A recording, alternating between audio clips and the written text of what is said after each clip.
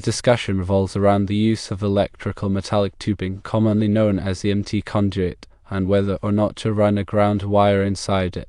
The general consensus is that while not always strictly required by code, running a ground wire with an EMT conduit is often a beneficial practice.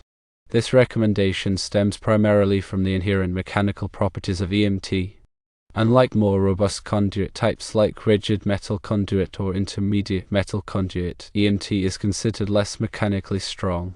This means it's more susceptible to separation or failure at its joints and couplings. Should such a separation occur, the continuity of the grounding path provided by the conduit itself could be compromised. This is where the supplementary ground wire comes into play. By including a dedicated ground wire within the EMT, a redundant and reliable path for fault current is established. In the event of a fault, where electricity strays from its intended path, this ground wire provides a low impedance route back to the electrical panel. This rapid return of fault current facilitates the quick operation of overcurrent protective devices such as circuit breakers or fuses, effectively cutting off the power to the circuit and minimizing the risk of electrical shock or fire. There are, however, specific situations where a ground wire is explicitly required with an EMT conduit, irrespective of the general recommendation. One such scenario is when the EMT is installed in a wet location. The presence of moisture significantly increases the risk of corrosion and degradation of the conduit, potentially compromising its grounding capabilities over time. In these damp or wet environments, a dedicated ground wire becomes essential to ensure a consistently reliable grounding path. Another instance where a ground wire is mandatory is when the EMT conduit is utilized to house a ground wire that serves another circuit. In this case, the EMT essentially acts as a protective enclosure for the ground wire, and therefore, it must also contain its own ground wire to maintain the integrity of the grounding system. Thinking about the electrical safety, even when not mandated by code, running a ground wire with EMT conduit adds an extra layer of protection.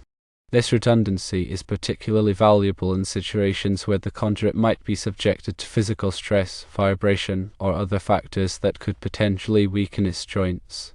To explain further, electrical metallic tubing, or EMT, is a widely used raceway for electrical wiring. It is a thin-walled and threaded metallic conduit that is commonly used in both commercial and residential applications.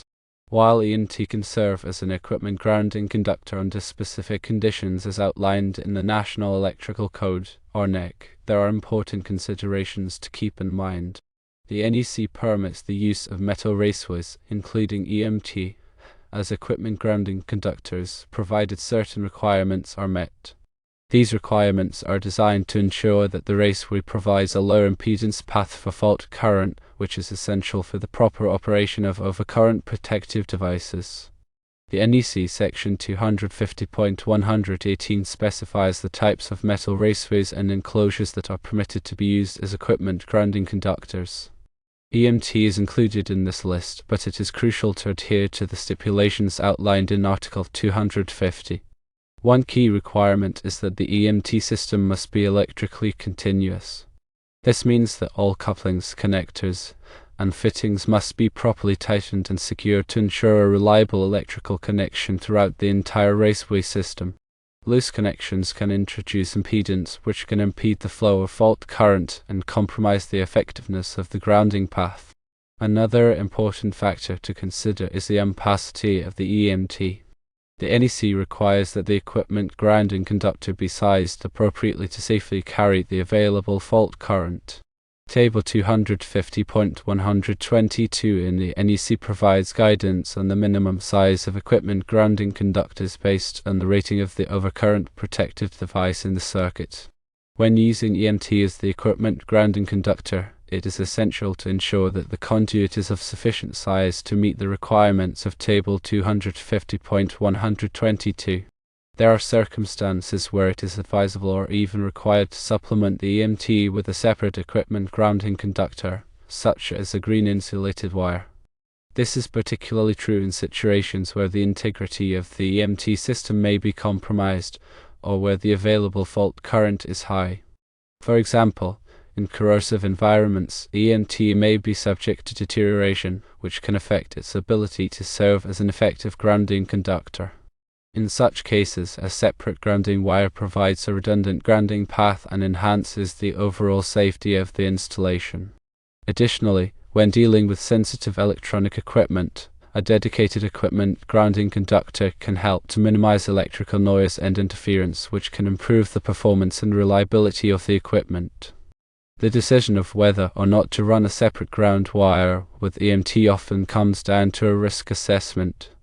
While the NEC may permit the use of EMT as the sole equipment grounding conductor in certain situations, it is important to carefully evaluate the specific conditions of the installation and consider the potential consequences of a ground fault.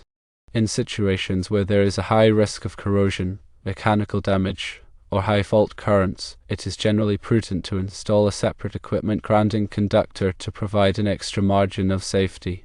Furthermore, local codes or regulations may impose additional requirements regarding the use of EMT as an equipment grounding conductor. It is essential to consult with the local electrical inspector to ensure compliance with all applicable codes and standards. In summary, while EMT can be used as an equipment grounding conductor under certain conditions, it is crucial to adhere to the requirements of the NEC and to carefully consider the specific circumstances of the installation. Supplementing the EMT with a separate equipment grounding conductor can enhance the safety and reliability of the electrical system, particularly in challenging environments where high fault currents are present. Always prioritize safety and consult with qualified electrical professionals to ensure that the installation meets all applicable codes and standards. The importance of proper grounding cannot be overstated. A well-designed and properly installed grounding system is essential for protecting people and equipment from electrical shock and fire hazards. Grounding provides a low-impedance path for fault current to flow back to the source, which causes the overcurrent protective device to trip and to energize the circuit. This rapid clearing of the fault minimizes the duration of the exposure to dangerous voltage levels, thereby reducing the risk of injury or damage. The NEC provides comprehensive guidelines for grounding and bonding electrical systems. Article 250 of the NEC covers the general requirements for grounding and bonding, including the types of grounding systems permitted, the sizing of grounding conductors, and the methods for connecting to ground. It is essential for electrical professionals to be thoroughly familiar with the requirements of Article 250 to ensure that electrical systems are properly grounded and bonded.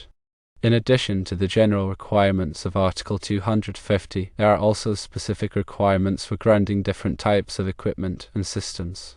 For example, the NEC provides specific requirements for grounding generators, transformers, and service equipment. These requirements are tailored to the unique characteristics of each type of equipment and are designed to ensure that they are properly grounded and protected. Bonding is another critical aspect of electrical safety. Bonding refers to the practice of connecting all metal parts of an electrical system together to create a common electrical potential. This includes metal raceways, enclosures, equipment frames, and other metal components. When all metal parts are bonded together, they are at the same electrical potential, which minimizes the risk of electric shock if someone comes into contact with two different metal parts. The NEC requires that all metal parts of an electrical system be bonded together in accordance with the requirements of Article 250. This includes bonding the equipment grounding conductor to the metal enclosure of the equipment, as well as bonding all metal raceways and enclosures together. Proper bonding is essential for creating a safe and reliable electrical system. One common misconception about grounding is that it is only necessary for safety purposes. While safety is certainly a primary concern, grounding also plays an important role in the proper operation of electrical equipment. Grounding helps to stabilize voltage levels, reduce electrical noise, and prevent equipment malfunction. For example, sensitive electronic equipment can be particularly susceptible to electrical noise and interference. A properly designed grounding system can help to minimize these disturbances and ensure that the equipment operates reliably. In conclusion, grounding and bonding are essential components of a safe and reliable electrical system. By providing a low impedance path for fault currents and creating a common electrical potential, grounding and bonding protect people and equipment from electrical shock and fire hazards. The NEC provides comprehensive guidelines for grounding and bonding, and it is essential for electrical professionals to be thoroughly familiar with these requirements. Always prioritize safety and consult with qualified electrical professionals to ensure that electrical systems are properly grounded and bonded. Now, let's delve deeper into specific scenarios and considerations regarding EMT conduit and grounding. Firstly, consider the environment where the EMT is installed. Is it a dry, indoor location, or is it exposed to moisture, chemicals, or other corrosive elements? In corrosive environments, the EMT may be more susceptible to rust and deterioration, which can compromise its ability to serve as an effective grounding conductor. In such cases, it is highly recommended to install a separate insulated ground wire to ensure a reliable grounding path.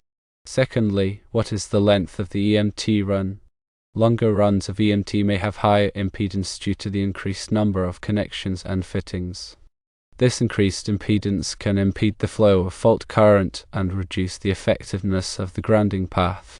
For long EMT runs, it may be necessary to upsize the EMT or install a separate ground wire to ensure adequate grounding. Thirdly, what is the available fault current at the service? Available fault current is the amount of current that could flow in the event of a short circuit. Higher fault currents require larger grounding conductors to safely carry the current back to the source. If the available fault current is high, it may be necessary to install a separate ground wire to supplement the EMT. Fourthly, what type of equipment is being served by the EMT? Sensitive electronic equipment, such as computers and medical devices, may require a dedicated isolated ground to minimize electrical noise and interference. In these cases, it is essential to install a separate insulated ground wire that is isolated from the EMT. Fifthly, are there any local codes or regulations that require a separate ground wire with EMT? Some jurisdictions may have local codes or regulations that mandate the use of a separate ground wire with EMT, regardless of the other factors mentioned above. It is important to check with the local electrical inspector to ensure compliance with all applicable codes and regulations. Here's a recap and the recommendations. In most situations, running a ground wire inside EMT conduit is a good practice. In wet locations, ground wires are required. If EMT is used to enclose a ground wire for another circuit, it must also have a ground wire. Ground wires provide an extra layer of protection against electrical shock.